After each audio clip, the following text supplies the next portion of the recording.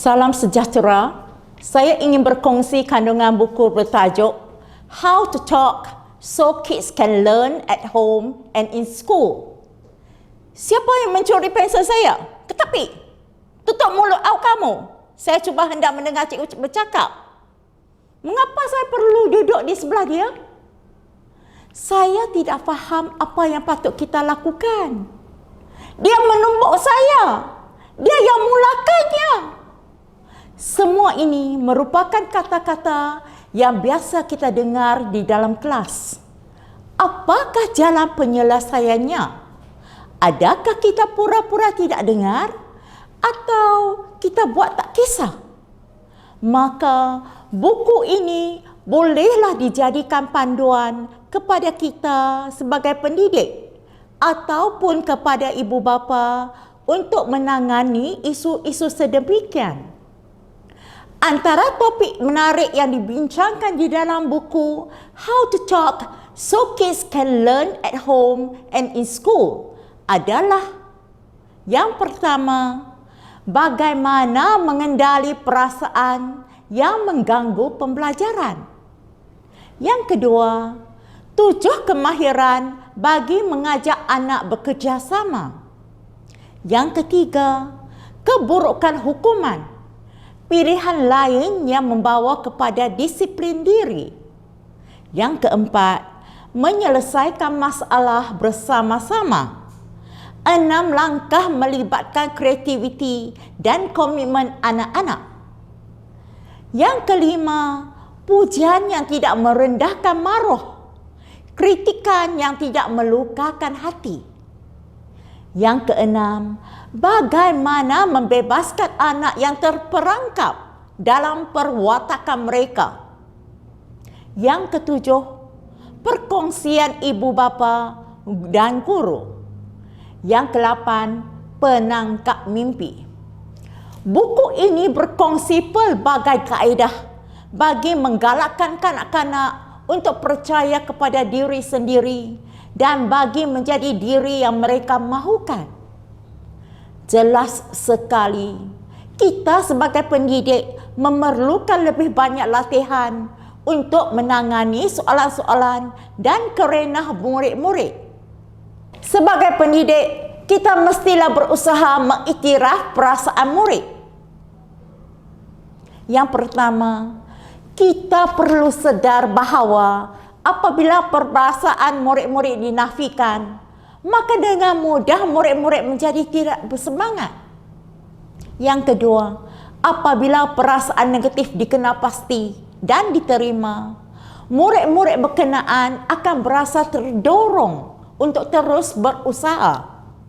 Yang ketiga, murid-murid akan menghadapi kesukaran berfikir berkenaan masalahnya apabila dihujani kritikan dan nasihat.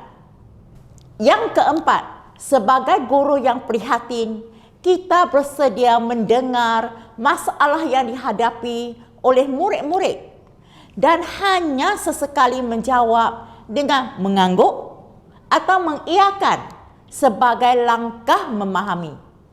Yang kelima, sekiranya murid-murid tidak mahu menerima arahan, apakah yang patut kita lakukan? Kita perlu mendengar alasan mereka sebelum menerangkan sebab-sebab perlu mematuhi arahan. Yang keenam, kadang-kadang kita perlu menyatakan harapan murid dalam fantasi atau imajinasi untuk memudahkan murid-murid menangani realiti. Yang ketujuh, untuk mengubah tingkah laku murid-murid, kita sebagai pendidik perlu mengambil peduli akan perasaan mereka. Yang kelapan, elakkan daripada memerangkap anak dalam satu perwatakan.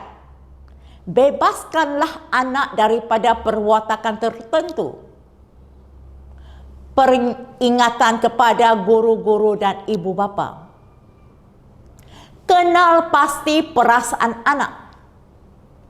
Mengiktiraf perasaan anak dengan bunyi atau perkataan seperti oh atau Atau, oh begitu?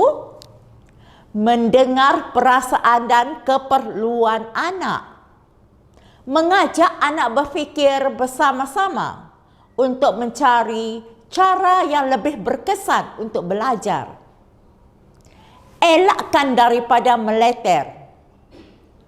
Membuat keputusan bersama-sama berkaitan idea yang tidak disukai atau disukai dan cara melaksanakannya. Pujian yang diberikan akan dapat membantu anak memberi idea yang membina. Di dalam buku ini juga ada banyak kisah yang dikongsikan oleh guru-guru dan ibu bapa.